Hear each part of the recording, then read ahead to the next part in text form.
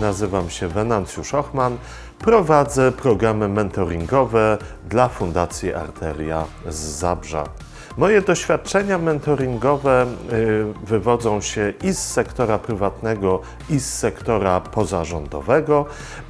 W ramach własnej działalności gospodarczej od wielu lat prowadzę firmę szkoleniową, treningową, a w ostatnim czasie również mentoringową.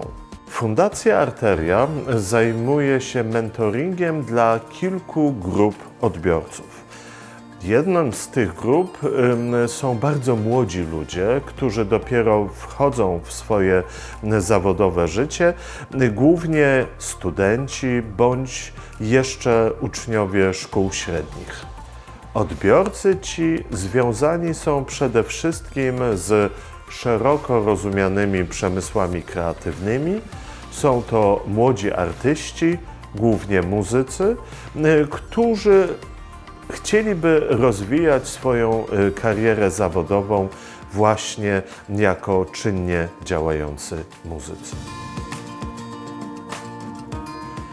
Drugą grupą, z którą pracuję w ramach programów mentoringowych, są to już ludzie bardziej dojrzali.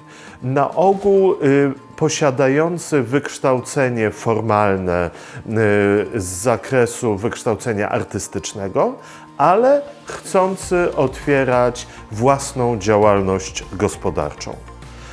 I tutaj przede wszystkim wspieram ich w kompetencjach przedsiębiorczych i przygotowuję do prowadzenia działalności gospodarczej w szeroko rozumianych przemysłach kultury. Jednym z narzędzi, które używam w pracy mentora, są narzędzia wizualizujące swoją misję, wizję oraz konkretne szablony biznesowe, na których można właśnie zwizualizować swoje pomysły na własny biznes. No i tutaj mam bardzo ciekawą anegdotę z mojego doświadczenia, iż stosowany już przeszło od 10 lat w Polsce szablon biznesowy, który pozwala i pomaga ludziom na wizualizację swoich działalności, przyszłych działalności gospodarczych, stał się zbyt, można to powiedzieć, technokratyczny dla kreatywnych. Pracując z osobami, które chcą otwierać swoje własne działalności gospodarcze, bardzo często mam do czynienia z ludźmi wykształconymi w zakresie sztuk wizualnych. I dla nich ten typ wizualizacji nie do końca odpowiada ich kompetencjom, ponieważ ich wykształcenie oparte jest właśnie na kompetencjach wizualnych. Kilka lat temu poznałem taki specjalny szablon i cały system wsparcia dla artystów oraz dla przemysłów kreatywnych. Parę lat temu poznałem projekt naszych partnerów z Fundacji Arteria, Matera Hub z Matery na południu Włoch. Matera Hub, realizując projekt Breaking the Desk, stworzyło całą metodologię Breaking the Desk, wspierającą w działaniach biznesowych dla artystów, dla kreatywnych organizacji. Oni właśnie stworzyli również wizualny szablon do wizualizacji swoich działań biznesowych, ale dużo bardziej przystosowany do osób oraz firm kreatywnych. Nazywa się to Creative Project Canvas i Creative Project Canvas stał się takim jednym z moich podstawowych narzędzi w pracy mentorskiej z osobami kreatywnymi. Dlaczego? Ponieważ łączy umiejętności wizualizacji swoich pomysłów z przystosowaniem do specyfiki sektora kreatywnego. Chciałbym teraz parę słów powiedzieć na temat metodologii Breaking the Desk oraz tego, w jaki sposób wykorzystuję ją w procesach mentoringowych.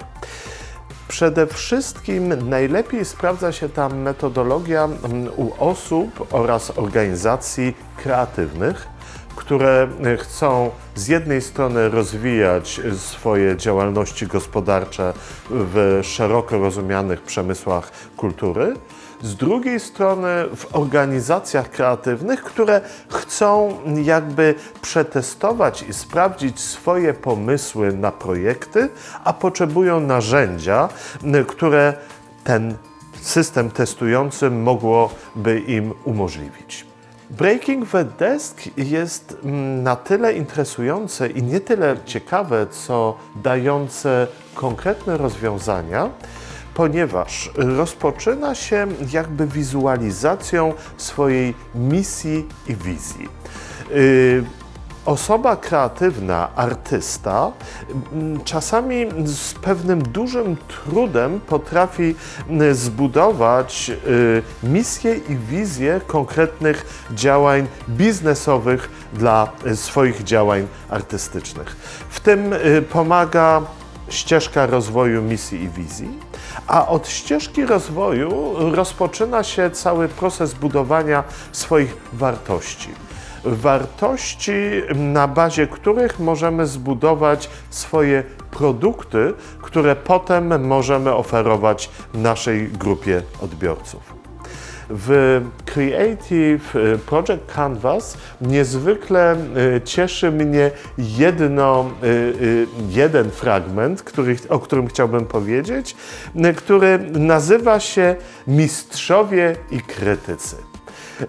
Dla osób kreatywnych i dla artystów zdefiniowanie grupy odbiorców, a jednocześnie grupy wsparcia, która byłaby w stanie być takimi osobami z jednej strony wspierającymi, a z drugiej strony osobami, które dają jasne, czytelne informacje zwrotne na temat działań i produktów kreatywnych. W rozmowach oraz w pracy z innymi osobami, które zajmują się mentoringiem, ponieważ teraz Fundacja Arteria pełni funkcję senior mentora, bardzo często omawiamy pracę na metodologii Breaking the Desk i dyskutujemy na temat przydatności tego narzędzia. I praktycznie od wszystkich osób dowiaduję się, jak jest to narzędzie przydatne, o ile będziemy z niego korzystać bardziej w sposób zaawansowany, nie tylko jakby rysując swoje, wypełniając sam kanwas, ale bardziej pracując nad wnioskami wynikającymi z tego, co w kanwasie umieszczamy.